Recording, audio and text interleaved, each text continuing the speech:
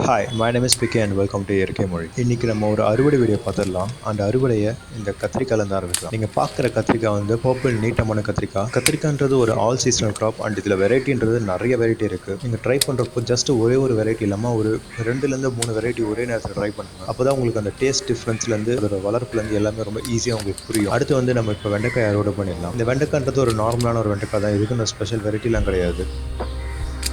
அடுத்து வந்து இந்த ஒரே ஒரு வெங்காயத்தை அறுவடை பண்ணிடலாம். சரஜா சீட்ஸில் வாங்கின வெங்காய விதைகள் மொத்தமாக போட்ட விதைகளில் ஒரு சில விதைகள் மட்டும் தான் ஜெர்மினேட் ஆச்சு. ஒரு சில விதைகள் நாற்றுகள் வளர்ந்து அதை நான் டிரான்ஸ்பிளான்ட் பண்ணதுக்கப்புறம் ஜஸ்ட் ஒரு 3 தான் சர்வை. இந்த ஒரு வெங்காயத்தை நம்ம அறுவடை பண்ணிடலாம். அடுத்து அடிப்படை காய்கறிகள் லிஸ்ட்டில் இருக்க இந்த பச்சை மிளகாய் அறுவடை பண்ணிடலாம். பச்சை மிளகாவும் பார்த்தீங்கன்னா நிறைய வெரைட்டிஸ் இருக்குது எக்ஸ்ப்ளோர் பண்ணுறதுக்கு. ஸோ உங்களுக்கு என்ன மாதிரி பச்சை மிளகாய் உங்களுக்கு பிடிக்குமோ அதுக்கேற்ற மாதிரி நீங்கள் வளர்க்கலாம்.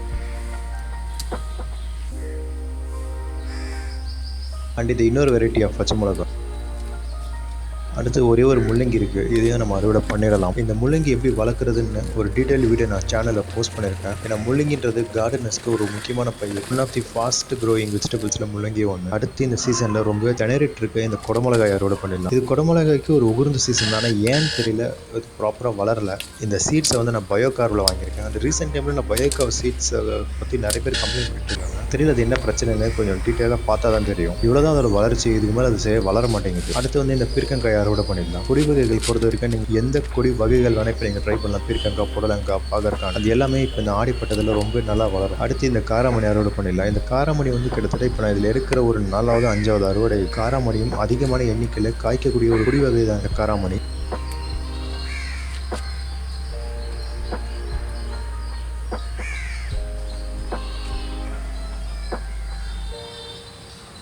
அடுத்து நம்ம பாலக்கீரை அறுவடை பண்ணிடலாம். ஸோ மழை காலத்தில் கீரை வளர்க்க முடியுமான்னு கேட்டால் தாராளமாக வளர்க்கலாம். ஆனால் ஒரு சில வெரைட்டி மட்டும் தான் நம்மளால் வளர்க்க முடியும். அந்த ஒரு சில வெரைட்டியில் ரொம்ப முக்கியமான ஒரு வெரைட்டி எதுன்னு அந்த பாலக்கீரை. ஏன்னா பாலக்கீரைன்றது கொஞ்சம் தண்டு தடிமனாக இருக்கிறதுனால ஸோ மழையை கொஞ்சம் தாங்கி வளரும். ஸோ பாலக்கீரை வளர்க்குறப்போ ஒரு விஷயம் நீங்கள் நோட் பண்ணணும் என்னென்னா, நீங்கள் அது கிட்டத்தட்ட ஒரு 3-4 பேக்கில் நீங்கள் ஆரம்பிக்கும். பிகாஸ் பாலக்கீரைன்றது ஒரு லாங் டேர்ம் க்ராப். ஒரு 3 பேக்கில் இருந்ததுன்னா உங்களுக்கு கன்சிஸ்டண்ட்டாக ரெகுலரான ஹார்வெஸ்ட் நீங்கள் எடுத்துகிட்டே இருக்கலாம். இப்போ நீங்கள் பார்க்குற இந்த ஒரு கட்டு பாலக்கீரை வந்து இந்த ஒரு சின்ன க்ரோ பேக்கில் நான் அறுவடை பண்ணது. ஃபைனலாக நம்ம புதினா அறுவடை பண்ணிடலாம். இந்த புதினா எப்படி வளர்க்குறதுன்றதும் நான் ஒரு தனியாக ஒரு வீடியோ கொடுத்துருக்கேன். அதுக்கான லிங்க்கை நான் டிஸ்கிரிப்ஷனில் ப்ரொவைட் பண்ணுறேன். வேணுன்றவங்க புதினால ஒன்ஸ் நீங்கள் வீட்டில் வளர்த்துட்டிங்கன்னா உங்களுக்கு கடையில் வாங்க தோணுது. ஏன்னா வீட்டில் வளர்க்குற புதினாவுக்கான வாசனைன்றது ரொம்ப ரொம்ப அதிகமாகவும் ரொம்ப சூப்பராகவும் இருக்கும்.